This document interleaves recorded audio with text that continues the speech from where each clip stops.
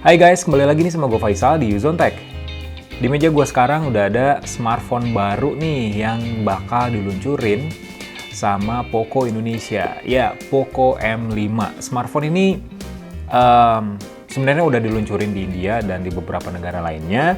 Dan di Indonesia sendiri emang tanggal peluncurannya saat video ini dibikin, gue masih belum tahu kapan launchingnya dan juga berapa harganya, tapi untungnya Poco Indonesia udah ngirim smartphone ini ke tim Yuzon buat diulas nih, buat dipakai. Karena ini masih baru ya, masih grass, seperti biasa, kayaknya nggak afdol kalau nggak di-unboxing, jadi tonton terus.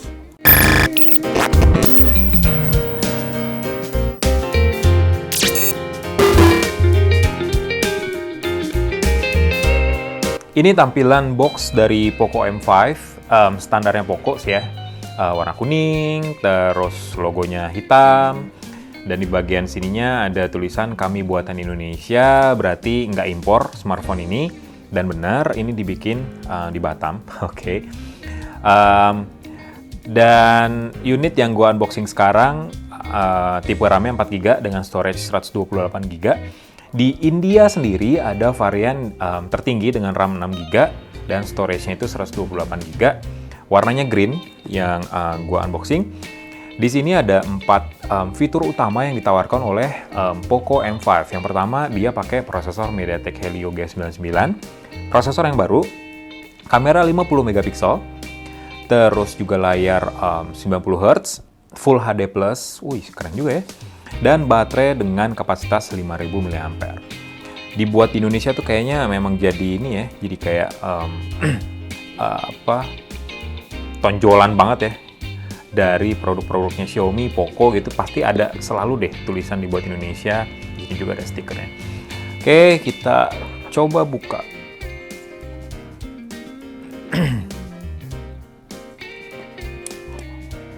Wah, ya nih pakai gunting. Kagak bisa nih.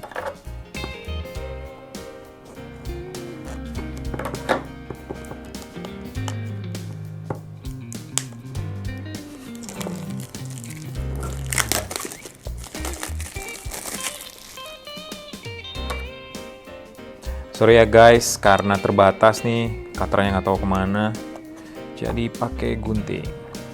Ibarat nggak ada akar, rotan pun jadi. Kebalik ya. Nah,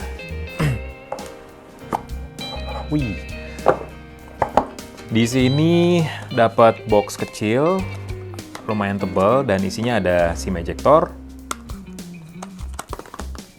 Ada SIM ejector, kita udah dapat. Terus juga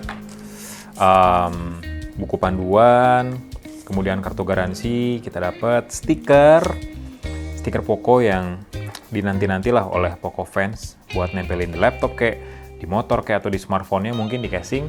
Terus ucapan dari Head of Marketing Poco Indonesia, Bung Andi. Terus kita dapat softcase bening yang standar banget.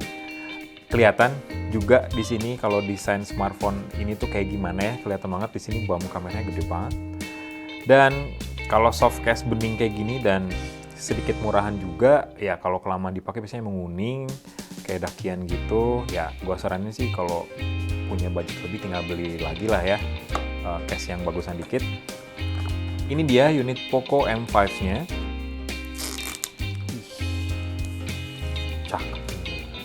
Kita simpen buat yang terakhir ya. Cakep nih.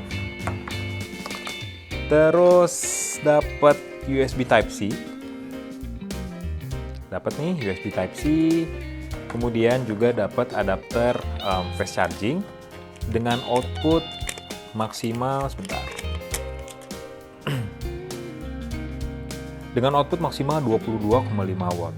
Ini menarik nih, karena based on spec sheet-nya, kalau Poco M5 itu ngedukung cuman sampai fast charging 18 watt aja, kayak lumayan, bukan lumayan lagi sih, kayak dapatnya lebih banget sih, dapat adapter fast charging dengan output maksimal 22,5 watt. Geserin, kita sekarang fokus ke unit smartphone-nya. Wih, dulu ya. Sambil gue nyalain kali ya. Oke. Segini cukup. Oke, ini dia desain dari Poco M5 nih. Jujur, kesan pertama gue setelah melihat smartphone ini dan warna greennya tuh kayak gagah banget gitu ya. Dan Poco M5 ini punya desain yang beda banget dengan seri sebelumnya, terutama dengan tekstur bodinya. Emang bodinya masih plastik, tapi untuk warna green, teksturnya tuh seperti kulit. Meskipun bukan kulit sintetis ya, kayak smartphone flagship. Dan bentuk bump kameranya alias bingkai kameranya itu sekarang memang masih gede ukurannya, tapi menurut gue ini cakep. Sekilas mungkin ya konsepnya mirip kayak Google Pixel 6 Pro atau Google Pixel 7 Pro. Kelihatan banget dengan ukuran frame-nya yang memanjang, persegi panjang, yang menutupi hampir sebagian kecil lah ya, sebagian kecil penampang belakangnya. Terus masih ada space di sininya disisain lagi, ya kayak Google Pixel 6 Pro aja sama Google Pixel 7 Pro, ya kayak gitulah meskipun ukuran frame-nya lebih kecil di Google gitu. Masih tetap dipertahankan logo Poco yang segede gaban ini di bagian sininya, di bagian pinggir. Di sini ada 3 kamera juga dengan 2 lingkaran kamera berukuran besar, di mana salah satunya juga ada kamera 50 megapiksel yang jadi fitur utama dari smartphone ini. Sambil akan gue nyalain dulu sampai masuk ke home screen, jadi tunggu terus. Nah, ini dia tampilan utama dari Poco M5. Buat informasi aja nih, disclaimer juga, jadi gue dapat unit ini tuh jauh sebelum peluncuran resminya di Indonesia, yang masih belum tahu gue tanggalnya berapa, harganya pun gue masih belum tahu. Tapi di India sendiri untuk versi terendahnya harganya tuh sekitar 2,3 jutaan.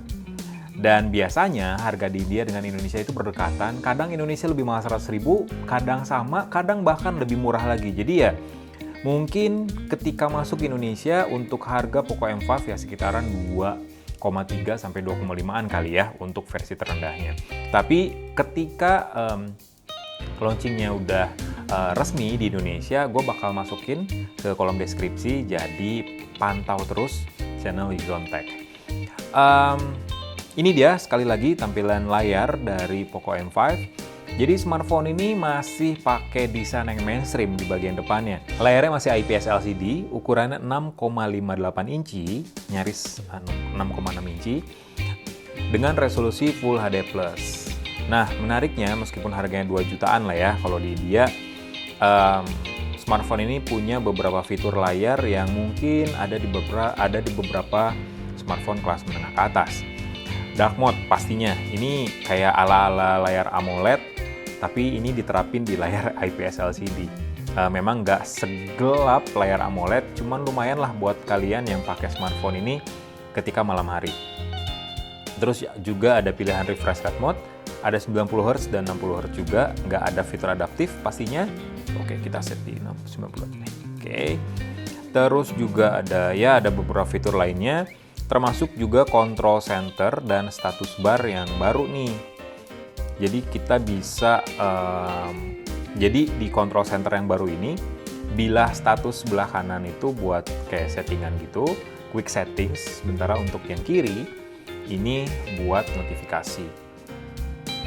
Nah, ngomongin soal spesifikasinya, jadi smartphone ini udah berjalan di sistem operasi MIUI 13, versi stable global pastinya ya, dengan versi Android 12.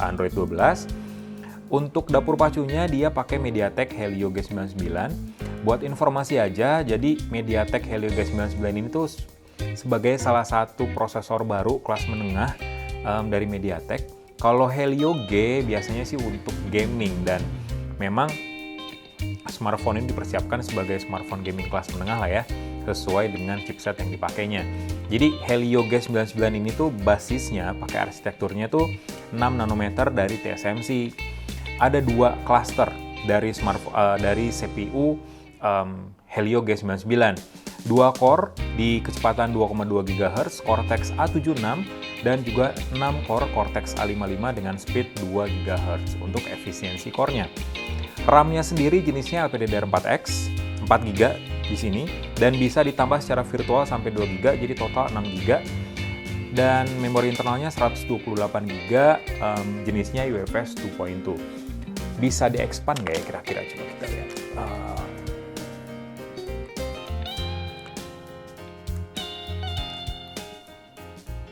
Oke, kita dapat triple slot, jadi 2 SIM dan juga slot micro SD. Jadi kalau misalnya udah mulai penuh nih internalnya bisa ditambahin sama micro SD slot.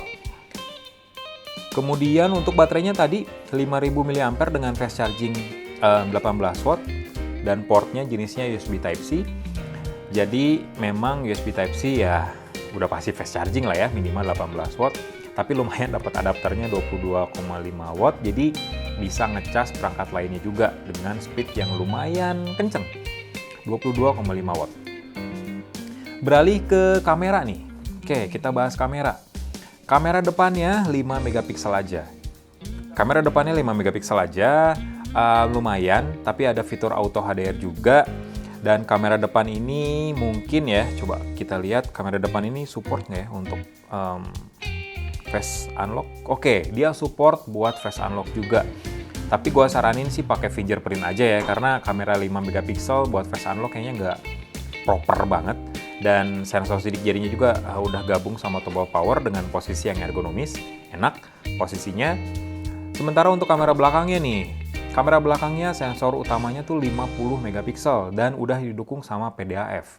Jadi autofocusnya cepet. Dan juga sepasang 2 megapiksel buat makro dan juga depth. Untuk kualitasnya sendiri, coba kita cek ya, tipis-tipis ceknya. Oh ya, ada fitur auto HDR juga. Kalau di potret,